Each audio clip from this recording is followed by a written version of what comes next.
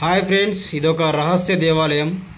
రహస్య దేవాలయం అని ఎందుకంటున్నానంటే ఈ దేవాలయం ఉందని ఎవ్వరికి తెలియదు. ఈ చుట్టుపక్కల భూములలో తప్ప ఎవ్వరికి తెలియదు. చరిత్ర కానీ ఇంకేదన్నా కానీ అసలు ఎక్కడ ఉండదు.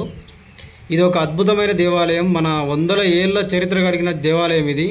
కాకపోతే దీనికి సంబంధించిన విగ్రహాలు కానీ ఏవి కానీ ఇక్కడ దొంగలు ఎత్తుకపోవడం వల్ల ఈ గుళ్ళు మొత్తం ఇట్లా శిథిలావస్థకు చేరుకున్నాయి. కొంతమంది పెద్ద మనుషులు చెప్పిన చరిత్ర ప్రకారం వాళ్ళ తాతల ముత్తాతలు చెప్పిన చరిత్ర ప్రకారం ఇది ఏంటంటే ఇక్కడ శ్రీరామనవమికి జాతర జరిగేదంట, ఘనంగా జరిగేదంట. ఇక్కడ 3-4 రోజుల దాకా జాతర జరిగేదంట. చూడండి, చుట్టుపక్కల మళ్ళీ నీకు ఎక్కడ చూసినా ఒక ఇల్లు కానీ ఒక ఏది కనిపించదు నీకు. దీనికి సంబంధించిన గుళ్ళు తప్ప చుట్టుపక్కల ఏది ఉండదు.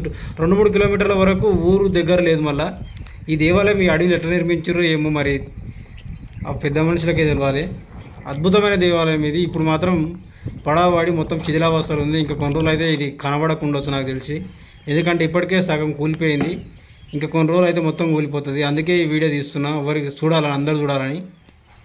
ఈ దేవాలయం వచ్చేసి మహేశ్వరానికి 5-6 కిలోమీటర్ల దూరంలో ఉంటుంది. అక్కన్న మాదన్న కాలంలో ఇక్కడ జాతర జరిగేదంట, పెద్ద మనుషులు చెప్పారు. ఇది వాళ్ళు కట్టించిన గుడే కావచ్చు నాకు తెలిసి, నేను అనుకుంటున్నా, అంతే, నాకు తెలియదు మొత్తం. చూడండి, లోపల చూడండి ఎట్లుంది దేవాలయం. మొత్తం రాతితోటి కట్టారు. గుప్త నిధుల కోసం దొంగలు చూడండి ఎట్లా దోసుకపోయారు. గుడి విగ్రహాల కాడికి వెళ్ళి దోసుకపోయారు.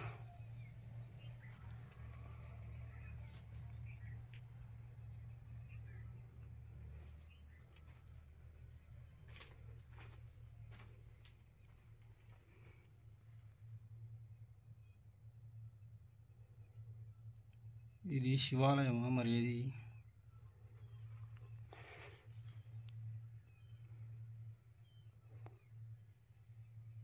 ఈ గుడి మాత్రం అద్భుతమైన గుడి ఇది.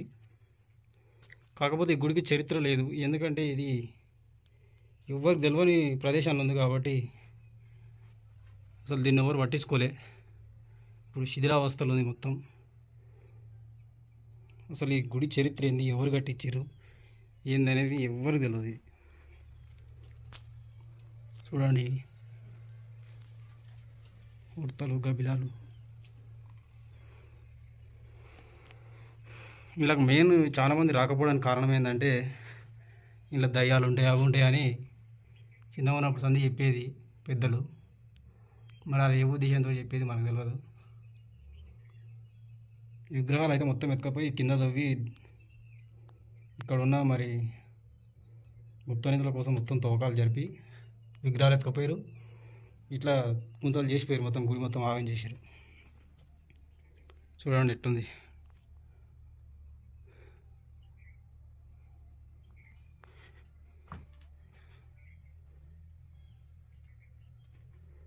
ఇది మొత్తం సిమెంట్ టైప్ ఉంది. మన వెంకటికి కట్టిరు, జంగాయం అంటారు చూడ వెంకటికి. మరి ఏ కాలంలో కట్టిరో ఏం కథ అనేది మనకు తెలియదు. ఇది ఇంకా కూడా అద్భుతంగా ఉంది. ఇది ఇక్కడ ఒక గుర్తు కూడా ఉంది. ఏందో ఇది తెలిసిన వాళ్ళు కామెంట్ చేయండి ఫ్రెండ్స్, ఎందుకంటే మనకు అంత తెలియదు. చరిత్ర తెలిసిన వాళ్ళు ఉంటారు కాబట్టి ఏ కాలానికి సంబంధించింది ఎవరికైనా తెలిస్తే చెప్పండి. ఇంకో గుడి కూడా ఉంటుంది పక్కనే, చూపిస్తారు. పక్కనే ఇంకో దేవాలయం ఉంది చూడండి, అది కూడా. అసలు ఈ చరిత్ర ఎవరు తెలుసు, ఏం కథ, ఈ గుడి ఎందుకు ఇట్లా శిథిలం అయిపోయింది. ఇది కూడా ఒక అద్భుతమైన దేవాలయం. మొత్తం అది ఇటుకతోటి కట్టారు, కానీ అది జంగుతోటి సిమెంట్ చేసారు. మస్తు డిజైన్లు చేసారు. ఈ ద్వారం చూడండి, మొత్తం రాతితోటి కట్టారు. తలుపులు కూడా ఉండేట్టున్నాయి వెంకటికి గుడికి. ఆ ఊళ్ళల్లో తలుపులు ఉండేది అనుకుంటున్నా నాకు తెలిసి. చూడండి దేవాలయం. మా ఊరిలో అయితే చాలామంది ఇది రామాలయం అని అంటారు. అక్కడనేమో శివుంది, అది ఉంది. మరి ఇదేం దేవుడు ఏమో.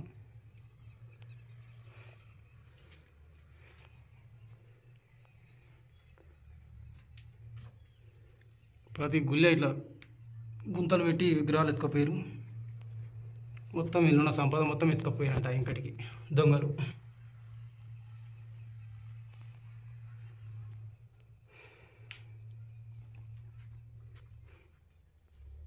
ఒకప్పుడు ముస్లింల దండయాత్రలే కాదు, మన ఇట్లా గుప్త నిధుల కోసం దొంగలు కూడా దేవాలయాలు మొత్తం దోసుకురు. ఆ విధంగా మన దేవాలయాలు సగం ఇట్లా శిథిలమైపోయినాయి. ఇంకా దేవాలయంలో దేవుళ్ళు లేనప్పుడు ఎవరు పూజించరు కాబట్టి ఇట్లా ఇది శిథిలావస్థకు చేరింది మొత్తం. ఇంకా ముందున్న కాలంలో అయితే ఇంకా ఈ గుడి గురించి కూడా ఒకడు ఆనవాళ్ళు కూడా లేకుండా అయిపోతుంది వచ్చే కాలం ముందు. ఈ ఊళ్ళో ఇంత అద్భుతమైన గుడి ఉందని కూడా మా ఊళ్ళో తెలియదు ఎవరికి. ఎందుకంటే ఇది మొత్తం ఒక అడవి లేక ఉంటుంది, అడవిలు ఉంటుంది.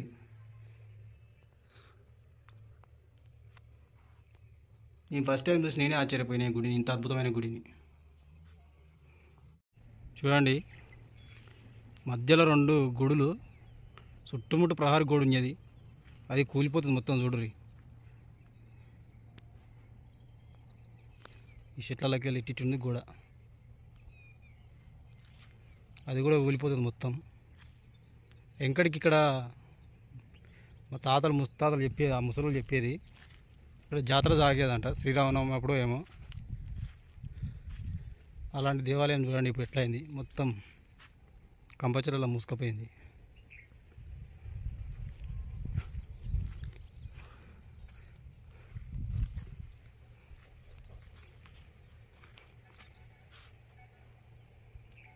మన హిందువులు కొత్త కొత్త దేవాలయాలు అవి కడతారు, కానీ మరి ఇట్లాంటి దేవాలయాలను ఎందుకు అభివృద్ధి చేయరో ఏమో నాకు అర్థం కాదు. కొత్త దేవాలయం కడతారు, కట్టి దానికి పూజలు కూడా చేయరు. మరి ఇట్లాంటి దేవాలయాలు మంచిగా అభివృద్ధి చేసి ఇంట్లో ఒక విగ్రహాన్ని పెట్టుకుంటే ఎంత మంచిగా ఉంటుంది.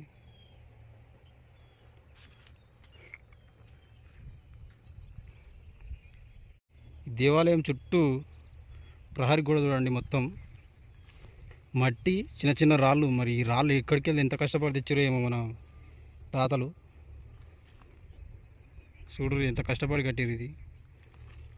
ఈ జంగు చూడండి, సిమెంట్ కాదు. మనం ఇప్పుడు పైసలు పెట్టుకోవడానికి ఎంతో ఇబ్బంది పడతాం, వాళ్ళు కష్టపడి తయారు చేసి జంగు సిమెంట్ లేక చేసి దీనికి కొట్టిరు. చూడండి అంత కష్టపడి కట్టి ఈ విధంగా అవుతుందని అయితే అని అనుకోకుండా నాకు తెలిసి.